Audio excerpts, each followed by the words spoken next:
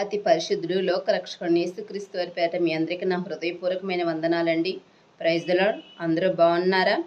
అందరూ బాగుండాలని మనస్ఫూర్తిగా కోరుకుంటున్నానండి. మనకి ఎవరైనా సరే ప్రార్థన చేయమన్నప్పుడు మనం ఎలా చేస్తున్నాం? మన సహోదరి నేను ఈ సమస్యల్లో ఉన్నాను, సిస్టర్ నేను ఈ బాధల్లో ఉన్నాను అని ప్రార్థన చేయమన్నప్పుడు మనం ఎలా ప్రార్థన చేస్తున్నాం? నామకార్థంలాగా ప్రార్థన చేస్తున్నామా? మన ప్రార్థన ఎలా చేయమని దేవుడు చెప్తున్నాడు చూడండి. హెబ్రీయులకు రాసిన పత్రిక. మనం ఎలా ప్రార్థన చేయాలో, మన ఇతరుల గురించి, మన సహోదరుల కొరకు మనం ప్రార్థన చేయమని మనకు చెప్పినప్పుడు మనం ఎలా ప్రార్థన చేయాలో దేవుడు చెప్తున్నాడు చూడండి. హెబ్రీయులకు రాసిన పత్రిక 13వ అధ్యాయం 2 చూడండి. మీరును వారితో కూడా బంధింపబడినట్లు బంధకములనున్న వారిని జ్ఞాపకం చేసుకునడి. మీరును శరీరంతో ఉన్నారు కనుక కష్టం అనుభవించుతున్న వారిని జ్ఞాపకం చేసుకునడి. మనం వారి సమస్యల్లో ఉన్నప్పుడు వారి సమస్యలు మన సమస్యలుగా ఆలోచించాలి. మన సమస్యలుగా మనం ఫీల్ అవ్వాలి. అప్పుడే మనకు కన్నీరు వస్తుంది. అప్పుడే చాలా విలువైన ప్రార్థన వస్తుంది. ఎందుకంటే అది నాది కాదు. ఏదో ప్రార్థన అంటే ప్రార్థన రూపంగా చేసింది వేరు, కానీ వాళ్ళు ప్రార్థన చేయనప్పుడు వాళ్ళ బాధ మన బాధగా భావించాలి. ఎందుకంటే మనమందరం శరీరం, వాళ్ళకున్న సమస్యలే మనం అనుభవించి ఉంటాం. వాళ్ళకున్న బాధలు మనం అనుభవించాలి. ఆ బాధ ఏంటో, ఆ కష్టం ఏంటో మనకే తెలుసు. వివాహం జరగకపోతే ఎంత బాధ ఉంటుందో వన్స్ అప్ అంటే మనకే తెలుసు. పిల్లలు కలగకపోతే ఎంత బాధ ఉంటుందో తెలుసు. ఏ సమస్యల్లో ఉన్న శరీరంతో ఉన్న మనకు కూడా అలాంటి బాధ అనుభవం ఉంటుంది. కాబట్టి వారి కష్టాలు మనం కష్టంగా బాధపడితేనే చాలా డెప్త్ అంటే ఎంత బాధాకరమైన ప్రార్థన వస్తుంది. నామకార్థ ప్రార్థన అంటే ఓన్లీ దేవ వాళ్ళకి సహాయం చేయండి, వాళ్ళని కాపాడండి కాదు.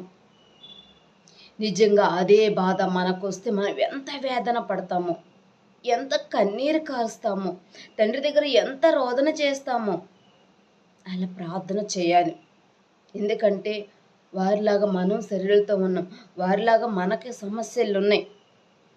మనం అలా ప్రార్థన చేయమని దేవుడు చెప్తున్నారు. వారిలో లాగా వాళ్ళు బంధింపబడినట్టు మనం కూడా బంధించబడినట్టుగా ప్రార్థన చేయాలి.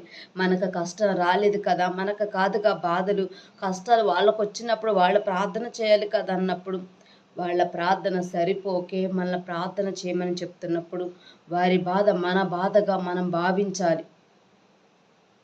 అప్పుడే దేవుడు కార్యం చేస్తారు. మరి మనం ఎందుకు చేయాలి? వాళ్ళ గురించి చెప్పారు. మనం ఎందుకు చేయాలి అంటే దేవుని ఒక చక్కని మాట తెలియజేసి చూడండి. మనమందరం ఒక శరీరం అంట. చూడండి, మనమంతా కొరింథీయులకు రాసిన పత్రిక, మనమంతా ఒకటే శరీరం అంట. మన సహోదరులు మనమందరం కూడా ఒకటే శరీరం అంట. అందుకనే చూడండి, 1 కొరింథీయులు 12వ అధ్యాయము 12 చూడండి. ఎలాగూ శరీరము ఏకమై ఉన్నను అనేక అవయవములు కలిగినదో, ఎలాగో శరీరం యొక్క అవయవములన్నీ అనేకములై ఉన్నను ఒక్క శరీరమై ఉన్నదో అలాగే క్రీస్తు కూడా ఉన్నాడు. మనం అందరం ఒకటే అవయవాలు. మనం అందరం క్రీస్తు ఆ శరీరం అయితే మనమంతా అవయవాలం. 12వ అధ్యాయం నుంచి 27వ అధ్యాయం వరకు చాలా అద్భుతంగా రాయబడిందండి. చాలా అద్భుతంగా రాయబడింది. 1 కొరింథీయులు 12వ అధ్యాయం 12 నుంచి 27 వరకు మనం అందరం ఎలాంటి వారో, మనం అందరం ఒక శరీరం, ఒక అవయవమై ఉన్నామంట. దేవుడు ఈ ప్రజలందరినీ కూడా ఒక శరీరంగా, ఒక అవయవాలుగా దేవుడు ఏర్పాటు చేశారు. అందుకనే వాళ్ళు అలా ఉండాలో లేదని దేవుడు మన శరీరం, మన అవయవాలను రూపంగా మనల్ని చూడమంటున్నారు. ఏమంటున్నారంటే, ఇప్పుడు శరీరము ఉంది. ఇప్పుడు కాలుకు ముళ్ళు గుచ్చుకుంటే కన్ను ఏడవాలి, నోరు అబ్బా అనాలి, కన్ను ఏడవాలి. అంతేగాని కాలు నీకు ముళ్ళు గుచ్చుకుంటే నేను ఎందుకు ఏడవాలని అనకూడదు. అన్ని మన అవయవాలు మొత్తం స్పందించాలి. కాళ్ళు పరిగెత్తితే మెడలు మన నెక్కి మీదకి వస్తుంది. కాలు అనొచ్చు, నేను పరిగెడితే నీ మీదకి ఎందుకు వచ్చిందని. ప్రతి గెలుపైనా, ఓటమైనా, బాధ అయినా, కష్టమైనా మన శరీరంలో అవయవాలన్నీ కలవాలి. స్పందించాలి. అలాగే భూమి మీద మన సహోదరికి ఏదైనా ఇబ్బంది వచ్చినప్పుడు మనం కూడా అలా స్పందించాలి. మనం కూడా ఇలా ప్రార్థన చేయాలి. చూడండి, కాళ్ళకు ముళ్ళు గుచ్చుకుంటే కన్నేడుస్తుంది. అలాగే ఎదుటి వారికి ఇబ్బందిగా ఉన్నప్పుడు మనం కూడా ఆ బాధ మనకు వచ్చినట్టుగా మనం కన్నీరు కార్చాలి. దేవుని దగ్గర మొరపెట్టాలి.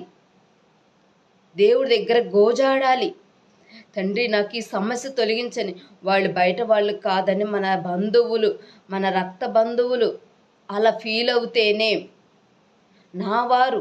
చూడండి, మన సహోదరి ఇప్పుడు మన సొంత తోబుట్టువులకి మనకి ఏదన్నా ఇబ్బంది వస్తే ఎంత అయ్యో నా చెల్లికి ఇలా అయిందే, నా అక్కకి ఇలా అయిందే, నా తమ్ముడికి ఇలా అయిందని ఎంత బాధ వేస్తుంది, ఎంత ఏడుపు వస్తుంది. అలాగే ఎదుటి వారి గురించి ప్రార్థన చేసేటప్పుడు నువ్వు అలా కన్నీరు కార్చాలి. అలా ప్రార్థన చేయాలి. ప్రియ సహోదరి సహోదరుడు, ప్రార్థన చేయమని నీ మీద భారం పెట్టినప్పుడు ఆ ప్రార్థన నువ్వు ఎలా చేయాలో తెలుసా? విసుకక నిత్యము ప్రార్థన చేయాలి. విసుక్కోవద్దు. వాళ్ళు ఎప్పుడు ఇలా ప్రార్థన చేస్తారా చేయమంటారు, విసుక్కోవద్దు. వాళ్ళు కార్యం పొందే అంతగా మీరు ప్రార్థన చేయాలి. విసుకక ప్రార్థన చేయాలి. దేవుడు రాకడ వచ్చినప్పుడు నీ విశ్వాసాన్ని చూస్తారు.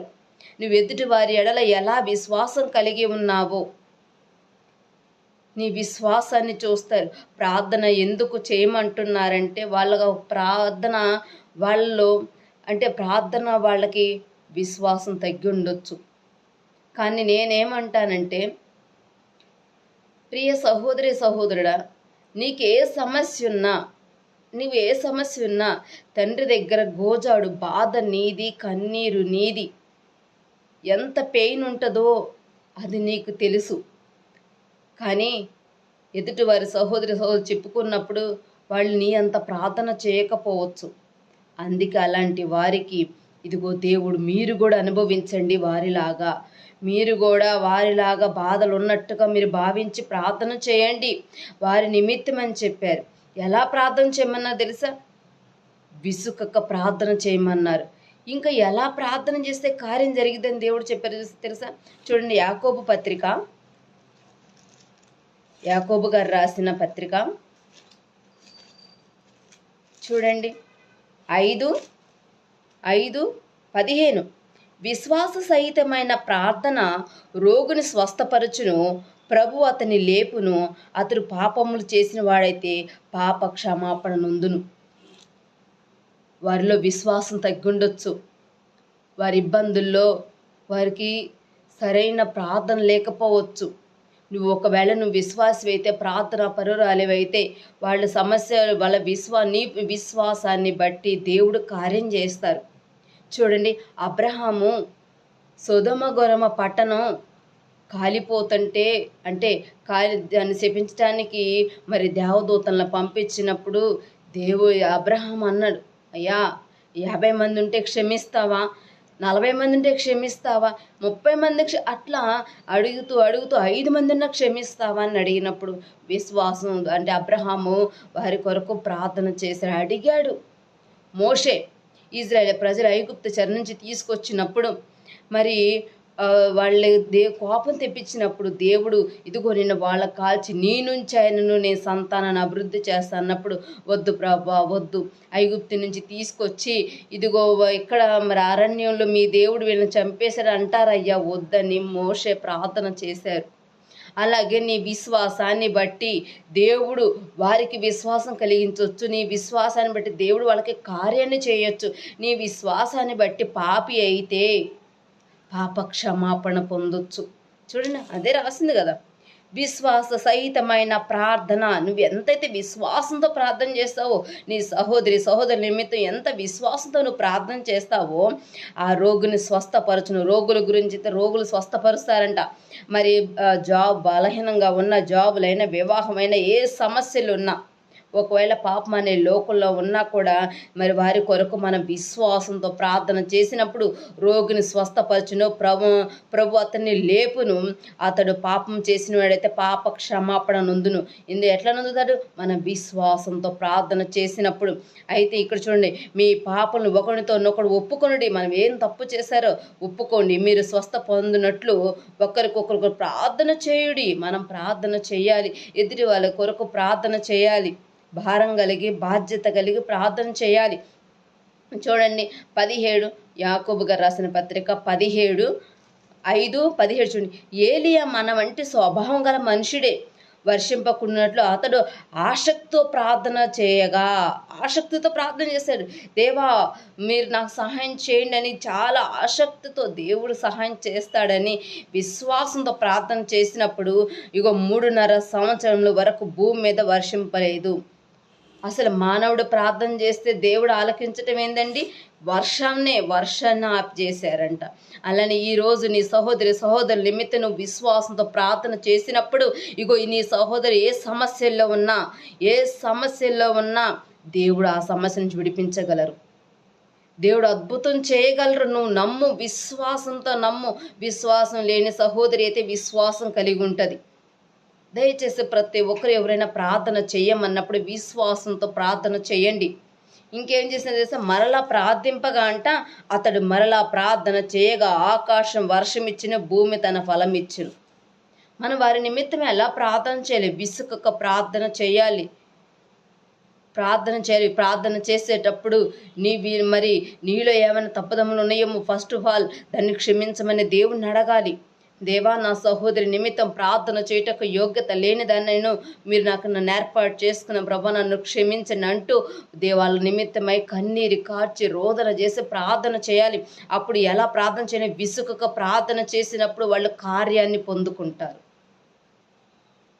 దయచేసి ప్రతి ఒక్కరు మన సహోదరు నిమిత్తం వారి బాధ మన బాధగా భావించి విశ్వాసంతో ప్రార్థన చేసి వాళ్ళకి కార్యం జరిగేలాగా మనం చూసినప్పుడు దేవుడు రాకడొచ్చినప్పుడు నువ్వు ఎంత విశ్వాసం కలిగి ఉన్నావో, నువ్వు ఎంత విశ్వాసంతో ప్రార్థన చేసావో, నువ్వు ఎంత విశ్వాసంతో నీ తోటివారి పట్ల ప్రార్థన చేసావో దేవుడు రాకడొచ్చినప్పుడు ఆయన చూస్తారు.